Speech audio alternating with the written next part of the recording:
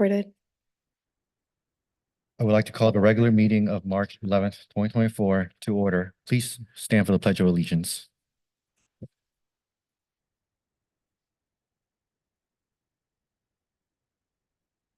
The United States of America. Republic for which it stands. Indivisible, with liberty and justice for all.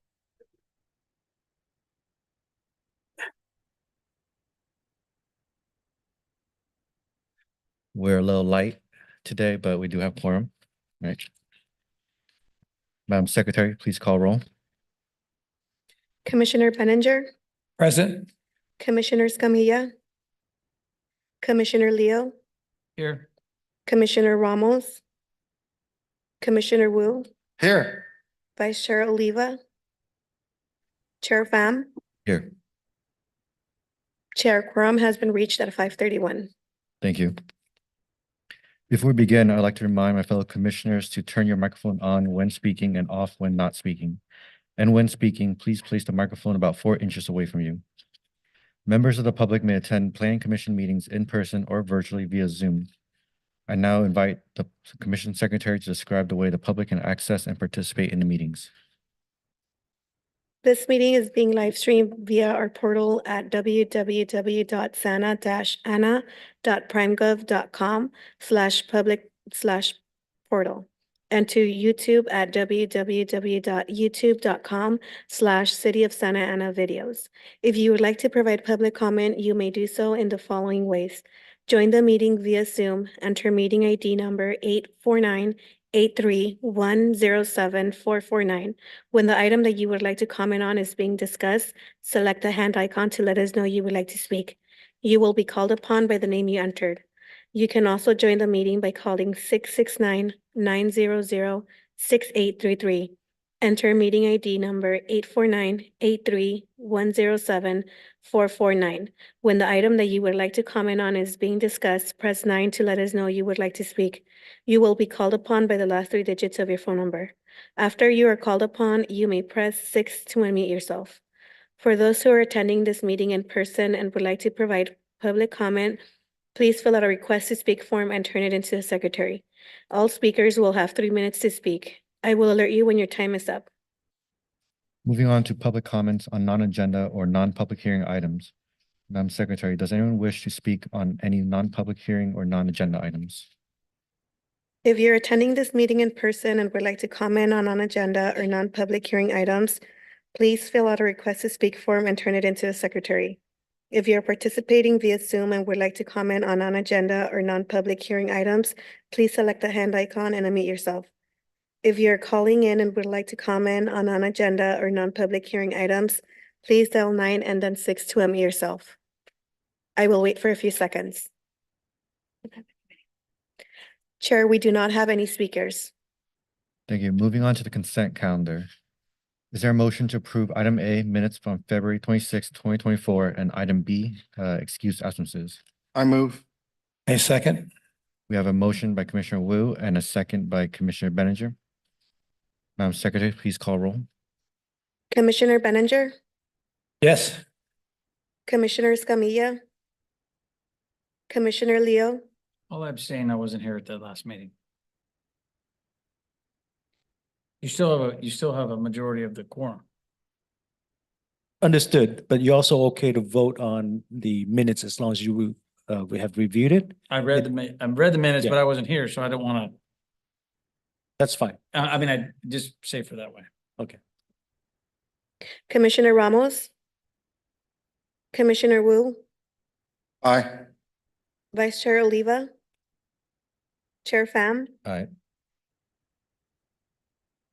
Motion approved by majority vote with Commissioner Escamilla, Commissioner Ramos, Vice Chair Oliva absent, and Commissioner Leo abstaining, sorry.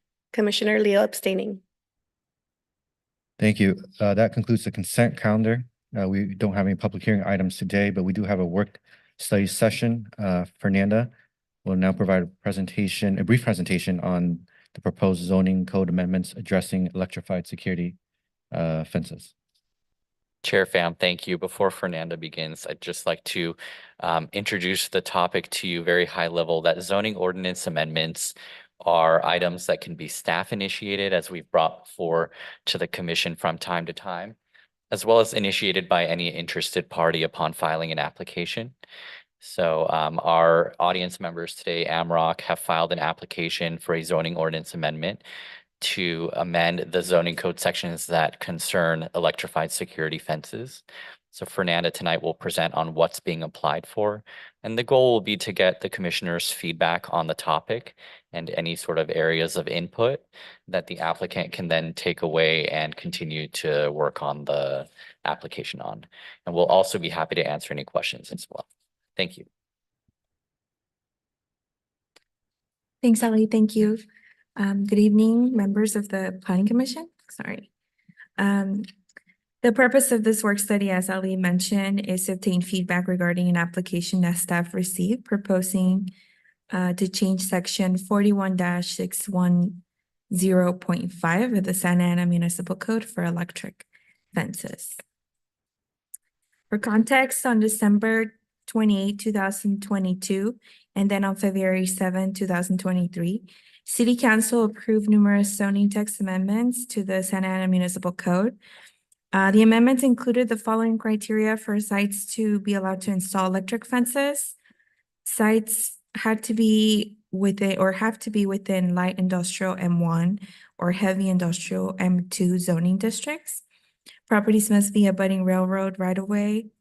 The electric fence can only be located in the rear or side. All electric fences must be screened by a wall. All electric fences are required or require the approval of a minor exception.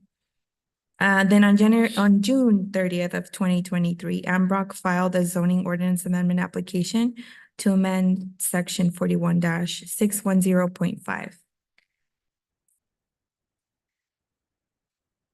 The applicant's intent and goals are to expand the number of eligible sites, expand the language of the SAMC to include sites land use, in addition to the zoning district, address safety concerns for business owners, and ensure that the Santa Ana Municipal Code is consistent with state law.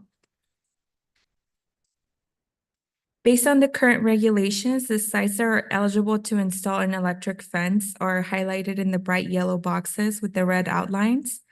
These areas are within M1 and M2 zoning districts, and they are adjacent to railway system that is shown in the dotted yellow line. The proposed zoning text amendment will expand the sites that are eligible to install electric fences. The code amendment would allow electric fences within the gray areas with the yellow outline. Staff's purpose for the work study session is to obtain feedback regarding the application with the proposed changes. Staff broke down the proposed changes by topic and outlined the current code versus the proposed changes. The first topic covers the zoning and land uses. The current regulations allow electric fences strictly in M1 and M2 zoning districts and only on sites abutting a railroad right-of-way. The proposed change would include a range of industrial and commercial land use types with approved outdoor storage. Staff also included as a topic to illustrate that there are no changes proposed to the existing safety regulations, and that includes warning signage, accessibility to emergency personnel, and to ensure that electric fence is not energized during business hours. The third topic is regarding the aesthetics of the electric fence. The current regulations require that a screening wall is installed along all elevations, and the electric fence is only allowed in the rear side where it's not visible from the public street.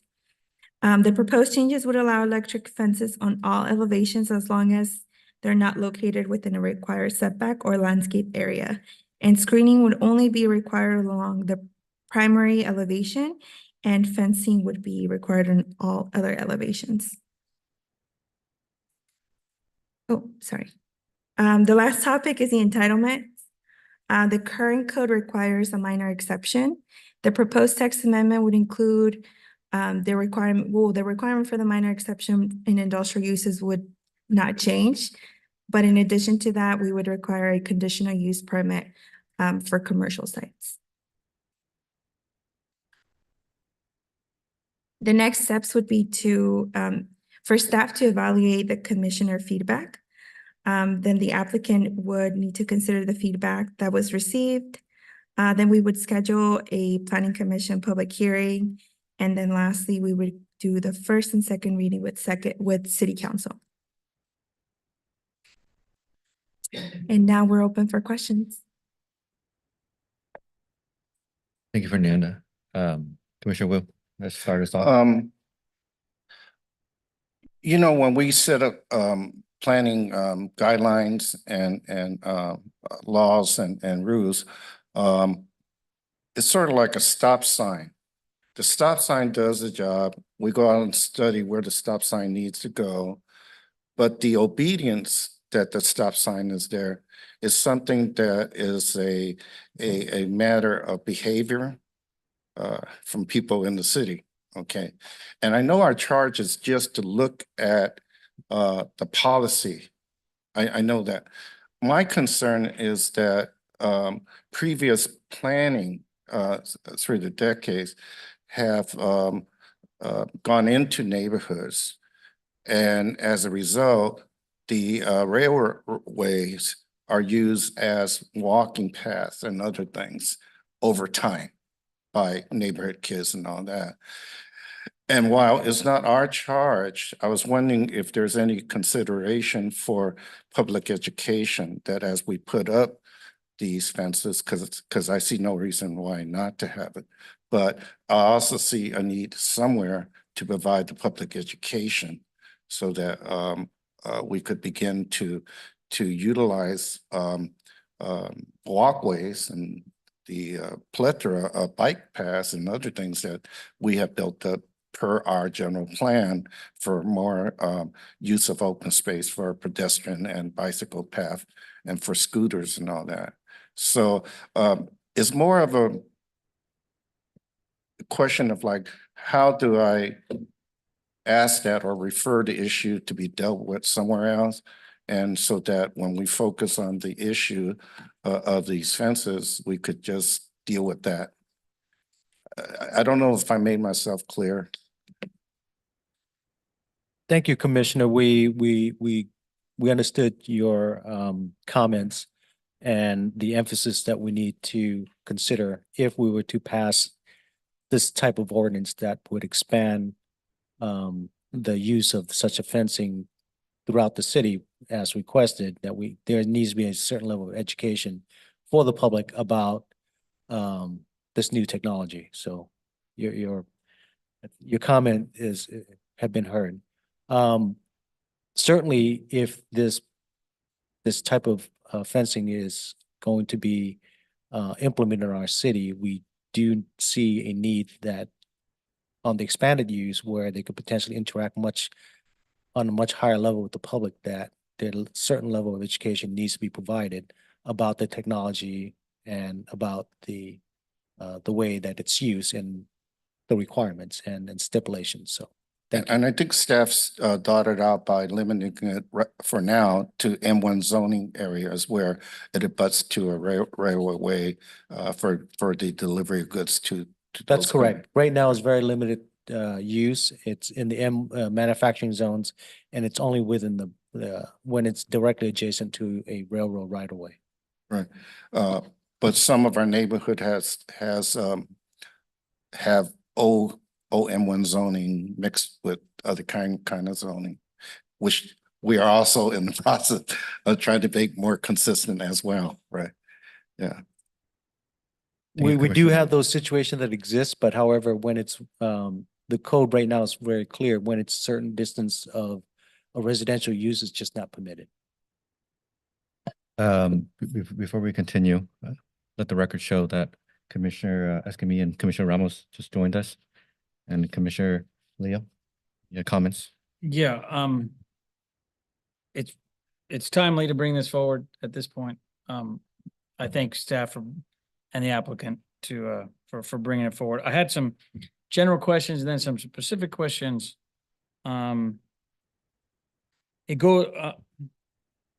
So you talked about the fence could not be in areas where they have to maintain a setback or anything like that. So on some of the properties we have, there is no setback. So are they allowed to put it, are they allowed, would we allow them to put the electric fence on the front side of the property if there is no setback? I'm thinking to myself where people park their food trucks and stuff like that. So that's one comment. I don't see a height requirement, so we'll have to talk about height requirement. I think we're gonna need to put warning signs up in 3 languages, English, Spanish, Vietnamese. If I'm following whatever is in the city.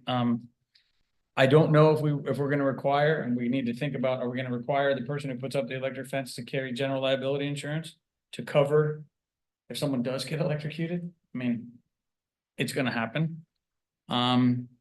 So I think those are some of my comments. I think there's plenty of places where it could be used beyond what you've described, because it is an added layer of security in addition to having hopefully less police calls, so the police are able to take care of the residents and not worry about property crime, but you have to worry about property crime. So those are kind of my initial thoughts. But unfortunately, it's an item where its time has come, unfortunately. Yeah. So, Thank you. so those are just my general thoughts off the top of my head, kind of like where should we go? But I think that not only what Commissioner Wu said along the railroad tracks, we have plenty of industrial property in the city where people store expensive stuff in their yards, and they either they pay for security themselves, they have cameras. This electrical fence would add an additional level of security for them.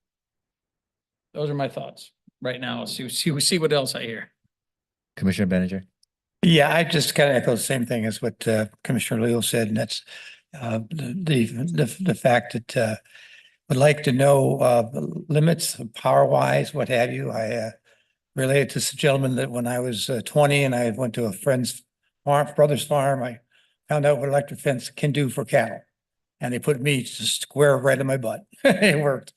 But I think unfortunately, and looking at where most of these are, it's my side of town, the southern part of town is where there's a lot of these folks that would want to use the electric fence. And unfortunately, I agree with Commissioner Liu. It's sad it's come to a time that we need to look at this, but we need to offer them another way of protecting their properties. So again, I'd be interested in what limits we're going to put on these and what power ratings can have effect on what people and what do we expect to see. Commissioner Ramos, do you have any comments? No, none right now. Beyond that, the presentation isn't on the online agenda. But thank you. There's Camilla. Any? Yeah, I was gonna ask, and Ali, you now have an email from me asking for the PowerPoint as well. So as soon as I get that, I'll have some more specific comments to see what was gone over. But on this particular item, I think for me, at the end of the day, it's really it's sad to say it, but the aesthetic consideration, I think, is the limitation. Basically whatever the design standards are there, I think are going to be important. So it does go to the overall elevation and height. So I'm not sure if we're going to require some kind of angling or something where, there is at least some design implication there. The only other consideration that I don't think has been brought up yet is, whether or not there's anything that is either provable or anything we can do to mitigate potential wildlife impacts. So essentially, I'm worried about a bird, zapping themselves, and it is something that we'd want to just try to avoid if possible. So those are the things where, even if we put the signage up, I don't think our birds are they're gonna learn very quickly not to go on certain wires, but it is something we'd like to avoid if at all possible, which I think also goes into the overall voltage. So we're looking to deter, not to injure. I think is the main goal here. And if there's anything we can do to then encourage, I know certain businesses that still, utilize barbed wire fencing as kind of part of their, their overall defense strategy.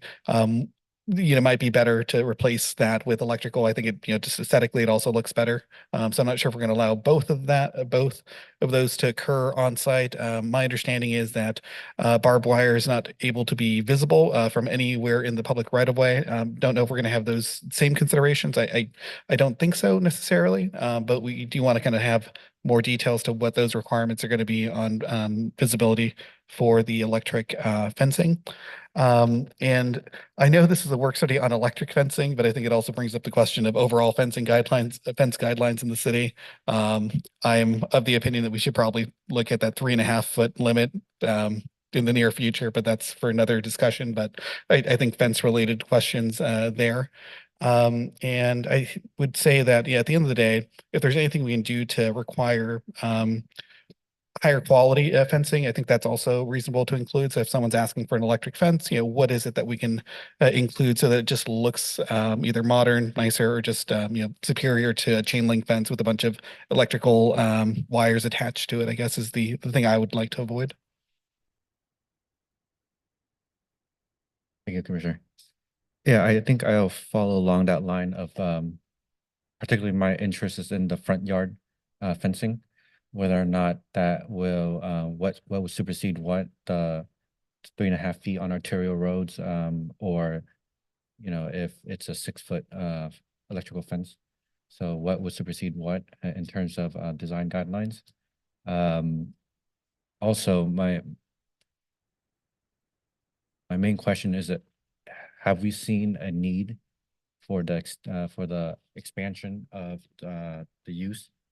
I know the applicant is seeking to include commercial, but have we seen other constituents within the cities who've seek to kind of have electrified fencing in their properties? And is that why we're kind of considering this as well? And then I think signage is appropriate, wattage is appropriate. And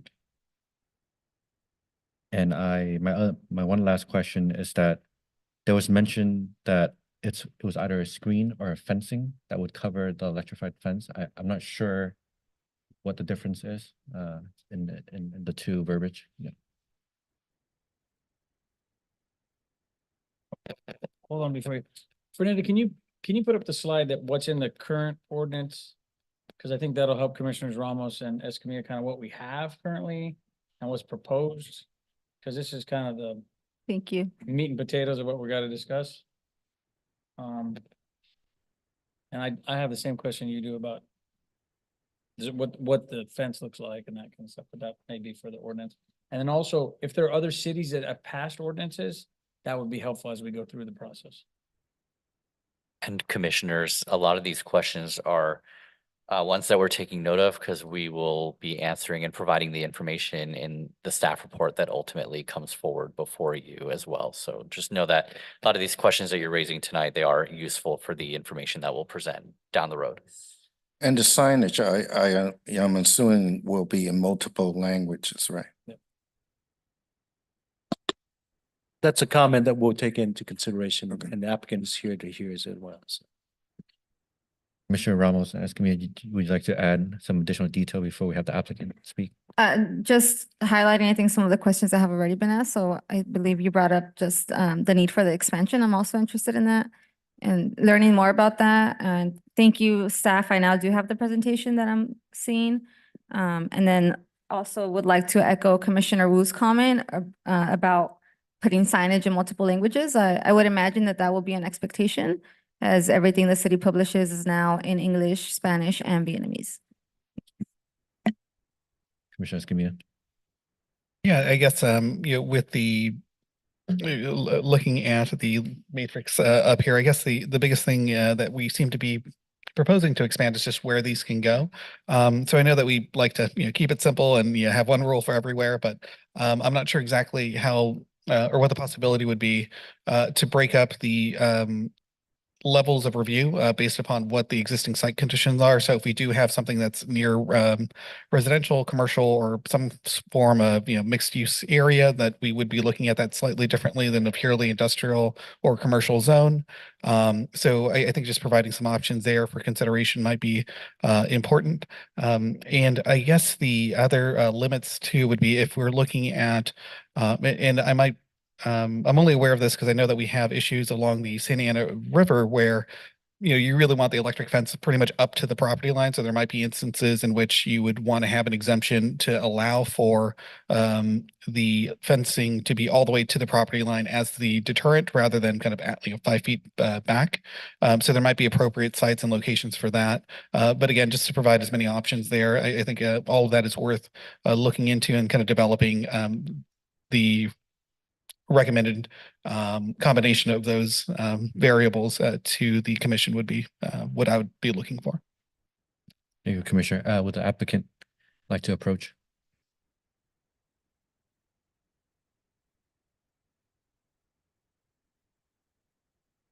If we can just formally open it up for public input, Right. so. This is not a public hearing, but basically what we're doing is allowing the public to speak on it. Sorry. Open up to the public and as well as the applicant. I would like to open up the hearing to the general public. Just get-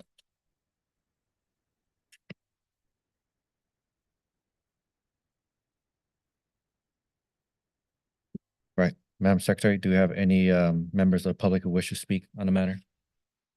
If you're attending this meeting in person and would like to comment on an agenda or non-public hearing items, please fill out a request to speak form and turn it into the secretary. If you're participating via Zoom and would like to comment on non-agenda or non-public hearing items, please select the hand icon and unmute yourself. If you're calling in and would like to comment, please dial 9 and then 6 to unmute yourself. The applicant would like to speak. Please go ahead. Good evening, Chair Pham, members of the Planning Commission. My name is Keith Kaneko, and I'm with Amarok, the applicant for this code amendment. I first want to say thank you to Ali, Francisca, and as well Fernanda, as well as Pedro for their hard work in working together on this up to this point. They were very diligent in their review, and we certainly kind of worked, arm in arm through this to present to you just kind of a range of suggestions going forward here that we agree with. But first of all, let me just clarify kind of the justification and need for this technology. Unfortunately, as we've all seen and experienced, maybe even personally, crime's out of control. Okay. Yes, we see the retail crime on the news, the Nordstroms, the CVSs, et cetera. But unknown to a lot of the public, even more crime is happening on commercial properties. I don't mean retail commercial. I mean more like heavy commercial properties where there's outdoor storage of equipment rentals, freight, cargo, landscaping businesses, third-party school bus facilities, which is the one I'm going to discuss a little bit of here. They are all subject to the criminal element, unfortunately. They're targeting these businesses because there's valuable inventory out in the open behind just a regular fence that's easy to get through. Unfortunately, other means of security don't work. And that's why these businesses are coming to this level to say, look, we need a proactive preventative solution. Security cameras, all they're doing is just recording the crime in progress. Barbed wire does nothing if you cut through the chain link fence at waist level and cut and go through. You mentioned the Santa Ana Bikeway. I mean, that whole area of industrial businesses, you'll see cuts in their fence all over the place. And all that is basically an image of that there's been an incident and a loss that occurred for that particular business. At present, we have upwards of about 10 businesses that have signed contracts, local businesses here that are requesting this technology because they're out of options. And unfortunately, this is a good solution. And a lot of them are businesses that have facilities in other cities that allow this technology. That's why they know it works. And that's why they want it here on their property here in the city of Santa Ana. But at first, kind of the next thing I want to do is walk you through just a basic, I guess, understanding of what this technology is and what it is not. Okay. I'll preface it by saying this technology is not new. It's been in effect for, well, certainly in the state of California. State law was passed in 2016 to codify the safe design and operation of the security technology. This was back in 2016. Since that time, our company alone has installed, over 1,000 of these installations statewide. And there's been 0 incidents with regard to safety, harm, even complaints of blight. We've never had a permit retracted at a later date saying that, oh, you know what, it's causing too much concern from a visual standpoint. That's never happened. And while we're on that subject, and kind of while I walk you through the safety aspect, I have some sample photos so you can see what it is and what it is not. Okay. Sorry, there's only 3 copies. But this technology, first of all, I will say it is governed, again, by safety regulations. And the parent safety standard is the International Electrotechnical Commission standard. It's a lot of number 60335-2-76. That safety standard was adopted into state law in 2016. And that is the reference safety standard for electrified security fencing. Let me clarify, emphasis on security. Commissioner, you mentioned that story about being shocked by an animal containment electric fence. That's different technology. That technology is meant to deter a 1,000-pound animal with a thick hide. This technology is engineered to deter a 200-pound criminal, meaning it operates at much less power. That's why in state law, they make a clear distinction between electric fencing for animal control versus electric fencing for security purposes. And what staff has incorporated into the draft language is very specifically a reference to state law. And again, for security purposes in urban environments. Let me give you the practical explanation of why this technology is medically safe. So not my claim. Maybe I should first start out by saying that this technology absolutely cannot electrocute. If you look up the definition of electrocute, it implies death by electricity. This cannot cause death. The reason why it is not, number one, it's not continuous current. Okay, it's not like the electricity coming out of the wall plug. It is solely powered by a 12-volt DC battery, and it's pulsed technology. There's not continuous current running through the fence. Every 1.3 seconds, it sends a millisecond pulse of charge through the wires. It's basically a static shock going through the wires. It yields the same effect. If someone were to actually grab onto it and receive that pulse, it's the reaction of you just like a static shock. You let go and you're like, ooh, I don't want to do that again. Not possible there's no muscle contractions. It doesn't affect the heart. The IEC safety standard cover all these scenarios, worst case scenarios. Mentioned wildlife. No concerns with regard to wildlife. But again, because of this pulse technology, it's been thoroughly vetted. And I should also mention too that this pulse only can occur, well, no more than 1 time per second. So it's just tick, tick, tick. So conceivably, you could grab the wires and let go between that 1.3 seconds and not get shocked. But if obviously you're a criminal trying to get in, you could receive that shock. How does it feel? It's not pleasant. I mean, it's a hard static shock, but it will not drop you to your knees. So let me dispel that. It's not that powerful as an animal containment electric fence. And again, that's why the state made the clear distinction between security purposes versus animal containment. Warning signage required by state law. That's also referenced in the draft language. Must be legible from both sides, interior and exterior. And whatever the city requires in terms of languages, but will be adhered to.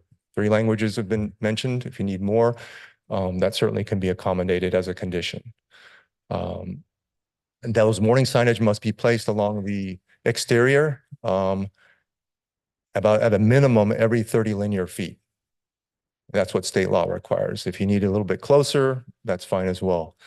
I should mention too, and since we're talking about safety, so there's no misunderstanding, the electrified security fence is never the exterior fence.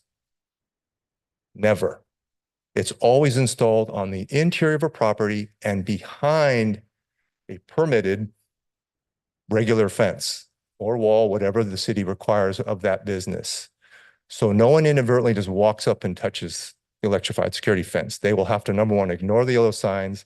Number two, they will have to cut through, climb over, make a concerted effort to get through the perimeter barrier before they come in contact with an electrified security fence. That is all specified in state law. It's also specified in the draft language that staff produced. So there's many safeguards built into this. Also, the condition too was that these only be operated during non-business hours. That makes total sense. I mean, obviously, that's when most criminal acts are occurring, when business is closed, and that's why this technology is needed during those hours. A little side note, I know we've been talking a lot about the need to prevent like material items from being stolen. But what I've heard, especially, I guess, escalating over the last 3 years is comments from businesses saying, look, I not only need this technology to keep my stuff from being stolen, but I need it to secure my employees. It is a public safety issue. I have branch managers saying, look, I cannot have my people coming in the morning and in fear of getting jumped, stabbed, or opening their truck cab and seeing hypodermic needles or human bodily waste left in the truck or school bus. That's the concern. They say even more than just, replacement costs and repairs, I need to make sure that this is addressed from a public safety standpoint. 3 years ago, if you asked me what the true need, I wouldn't have mentioned that. But the last 3 years, obviously, unfortunately, something has gotten out of hand and criminals becoming much more brazen and aggressive. So there's a public safety element behind all of this. So I just wanted to kind of make that clear, just kind of introduction to what this technology is and what it is not. Let me just make sure. Other cities, there's many cities throughout Southern California that permit this technology. Some have just followed state law because state law is clearly written. All the parameters are there. They just said, hey, put state law on your site plans, goes through the whole normal permit process, and it's approved. Obviously, City of Santa Ana, very diligent, want to make sure that this was codified. So there are cities also that required, an actual amendment to their code. Cities that allow the technology nearby, Anaheim, Garden Grove, Huntington Beach, San Juan Capistrano, Buena Park. Recently, last year amended the City of Riverside Municipal Code, Riverside County. And I mean, you can just go out from there. I mean, I think the count is about 170 municipalities across the state currently allow this technology. And again, the safety record has been clean. This technology absolutely cannot harm anybody. It's a great deterrent. My few last minutes here, let me just mention one last thing. This technology is monitored. I know the electrified security fence kind of portion component gets all like the scrutiny and the discussion, but at its core, the fence is just a component of a much more sophisticated alarm system. It is monitored. It can detect if a criminal is, breaching the property. So what happens every 1.3 seconds, it sends that pulse of current through the wires. The brains of the system, if it senses a no voltage return or a low voltage return, and typically it's 3 or 4 cycles, so that'll be about 5-6 seconds. If there's no voltage or low voltage return, it will then go into alarm mode and it'll let the monitoring operator know there's been a potential breach on the property. The monitoring operator will then number one, will not call law enforcement. They will call the business contact to verify that an incident is truly occurring, criminal event. If there is a criminal event, only then, and then the business basically verifies that there's truly unauthorized individuals on the property, only then will the operator be permitted to make that call to law enforcement. Why law enforcement appreciates this? Now they're responding to a verified crime in progress. They're not going just to check out an alarm, which, as we all know, every municipal code has false alarm ordinance and fees because unfortunately, a lot of alarms are false. In this case, it prevents those false alarms. The beauty of this technology too is a lot of times there's camera integration. That can provide intel for local law enforcement. Do they see one unauthorized individual on the property? Or do they see a group of 10 running onto the property? That yields a different response from law enforcement in each different scenario, and they appreciate that. Also, we can advise what side of the property the criminals came through. So I just mentioned that this is more than just an electrified security fence. It's actually very smart technology to secure property, again, around the perimeter. But again, the electrified security fence is not the perimeter fence. I just mentioned that over and over, just to make sure you don't think that, oh, anyone can walk up and touch it. They cannot. Let me just make sure I covered some last points. Barbed wire. Some municipalities have just said, look, they feel this technology aesthetically is much better than barbed wire. They will condition it that upon the installation of electrified security fence, barbed wire, razor wire must be removed. That's up to staff in the city, but sometimes that is a condition just because they felt that, well, number one, there's no more need for a barbed wire, razor wire now that there's an electrified security fence securing the property. The height, there must be additional height, and as specified in staff's language, it can be taller than the perimeter barrier. And that is because, think about it, if there's two equal barriers next to each other, it's too easy for a criminal to scale over. The system will always be higher. The photos you saw there are a 10-foot electrified security fence. And what staff and I have been discussing is, to make it more aesthetically, I guess, mitigated, 2 feet higher than the perimeter fence. So if there's a 6-foot perimeter fence, then the electrified security fence would be allowed to 8 feet. And think about it, the way that's designed, there would only be 2 of those wires above an existing 6-foot fence. And the wire is about the thickness of a coat hanger. So very visually transparent.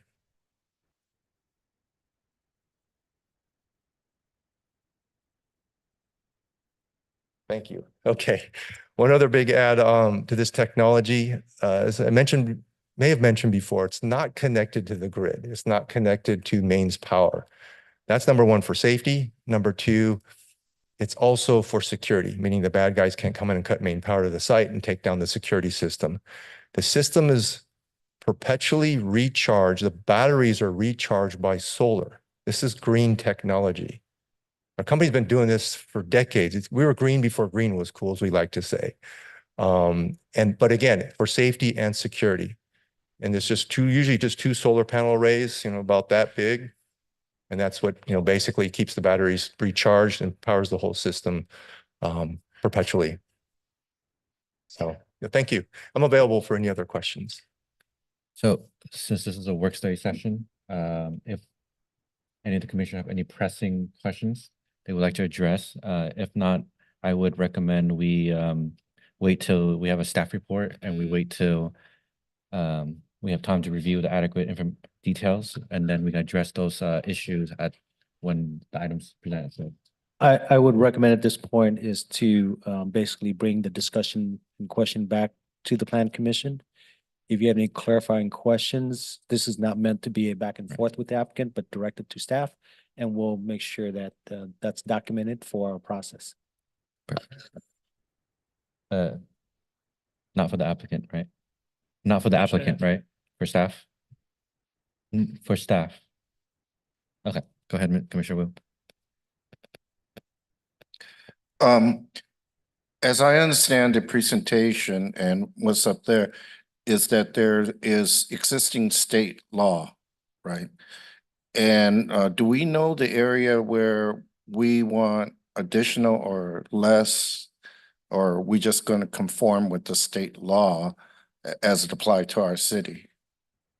State law is an enabling legislation.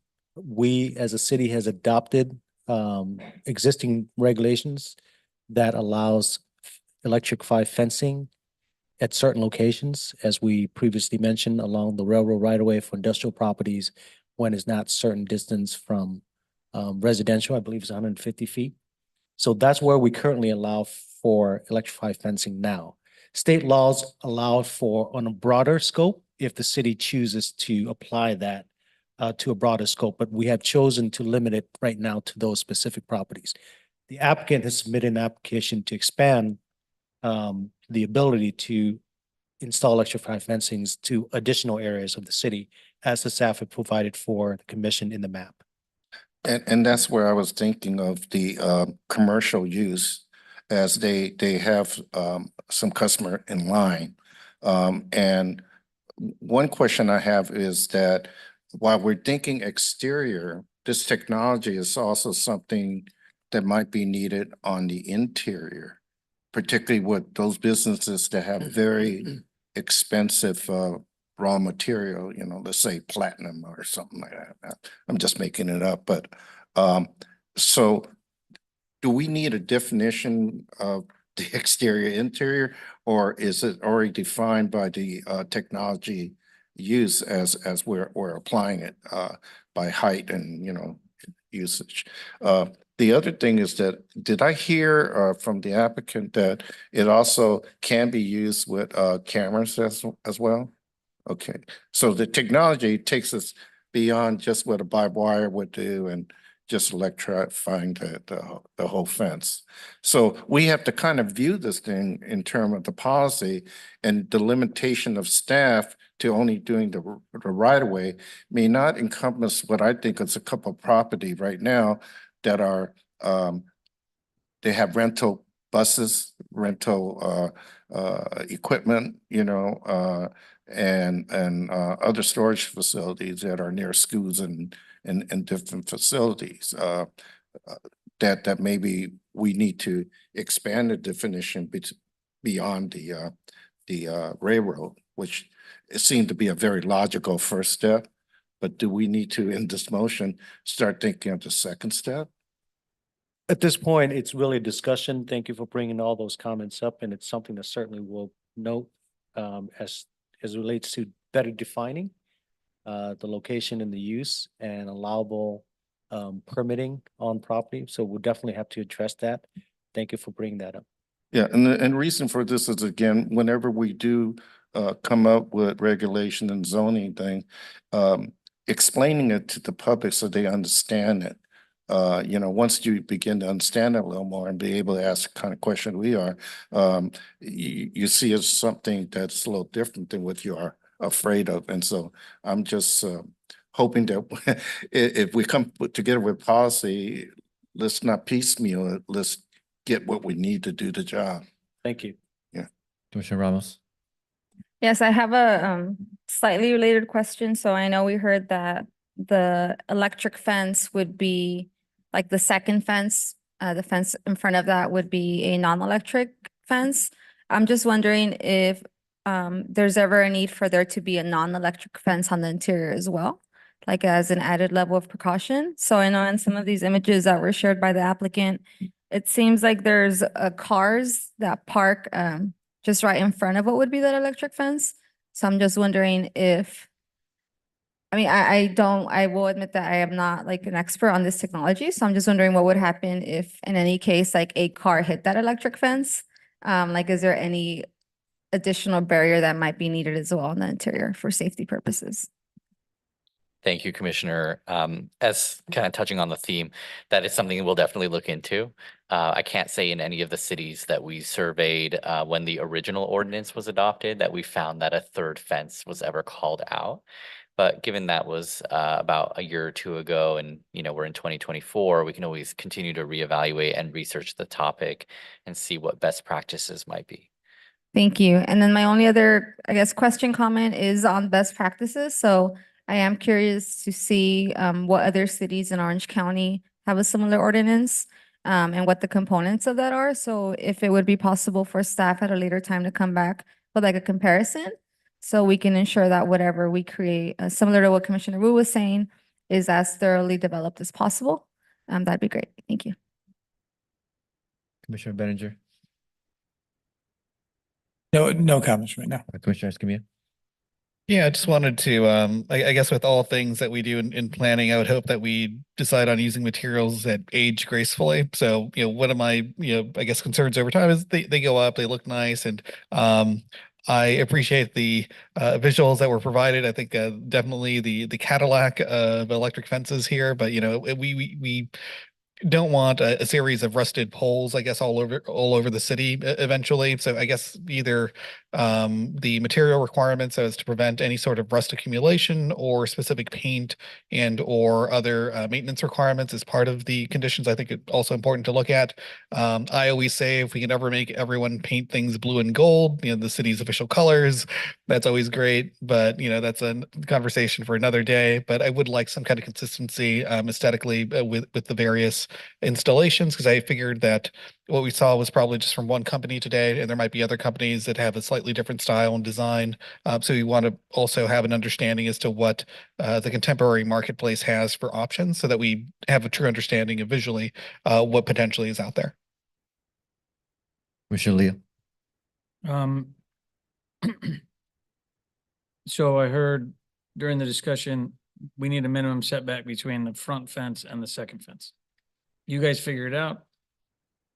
The other thing, I don't know if did we run the original ordinance by the police just for their sign off, their opinion?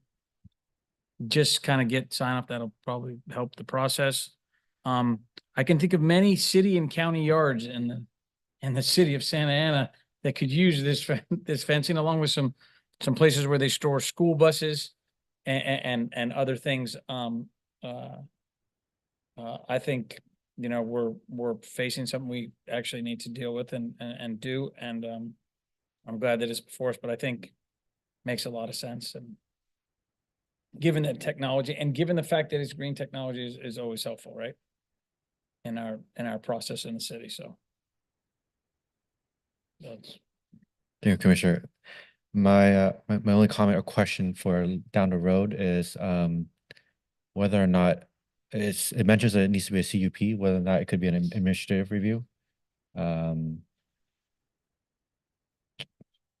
Just because maybe a pros and cons of it, just because I know that if many of these application goes before the commission, but the requirements are pre-objective, then it might help to consider it be administrative rather than CUP.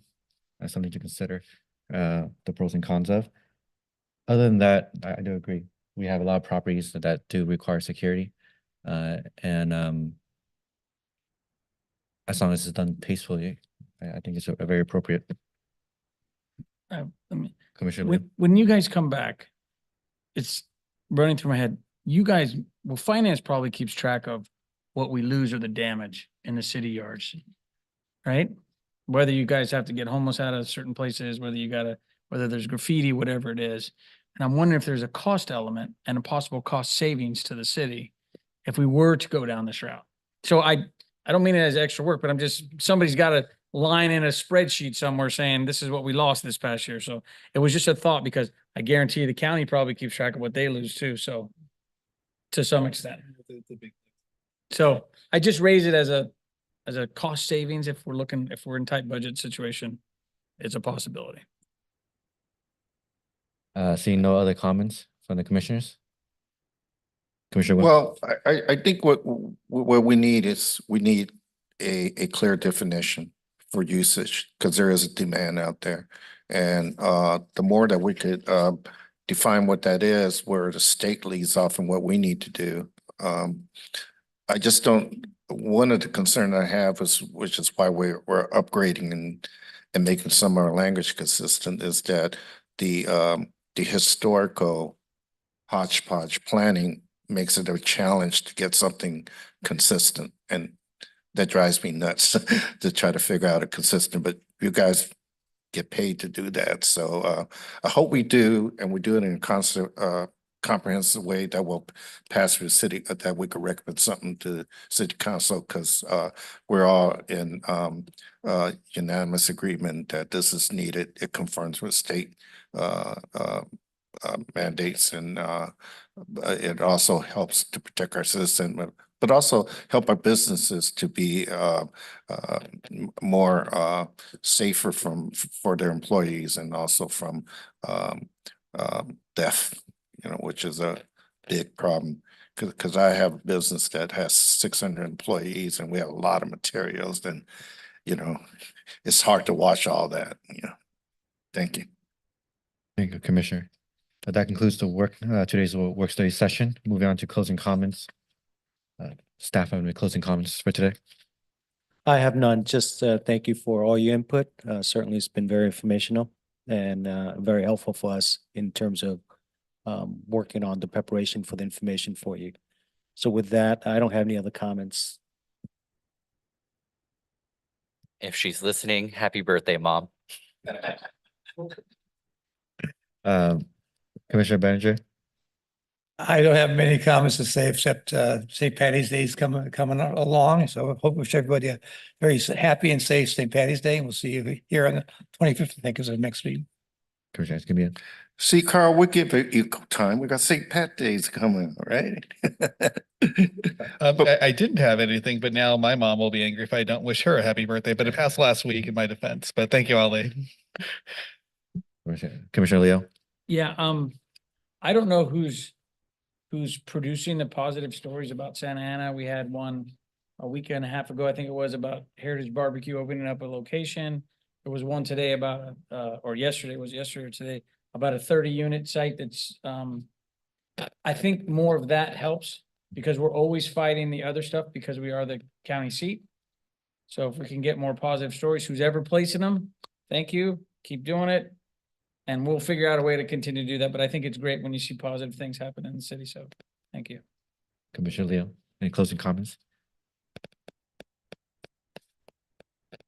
I was wondering, are you planning to do any housing study? I'm thinking we have some environmental justice programs in the city, but it's not looking at water usage and density pollution related to that. But I don't know if there's any study or federal funding for studies of that sort. Or would it be prudent of us to come up with mandates for any new construction to incorporate, solar energy into their projects to conserve an energy use and water reduction? So a lot of what you have asked, it relates to the use of natural resources, as well as requiring solar energy and electrifying the homes. All of that is addressed through the building code, as well as through development standards under the water pollution requirements, as well as sanitation requirements. So it is being addressed statewide through that level of implementation and review through the development process. Yeah, and I think the limitation is not getting into our low income community and not into the low and moderate income housing, because they're all boxes of sort, but they don't have the benefit of the water conservation and the zero carbon. For all new housing, it's required whether it's affordable or not. They are required. Those construction requirements are required for all new construction, not existing, but for all new construction, whether they're affordable or not. So is it in our codes already? It's in the building code requirements. Okay, thank you. Commissioner Ramos? No comments, just thank you, staff. Thank you, staff, for sending me the presentation, and just want to make sure that it'll also be added onto the online record. Thank you. Yep. Yeah, thank you, Fernanda and Pedro, for the presentation. And thank you to the applicant for sharing the additional information. Always help to learn more before we deliberate. Other than that, meeting is adjourned. Next meeting is held March 25th, 2024, 5:30 chambers. And Thank you. the beer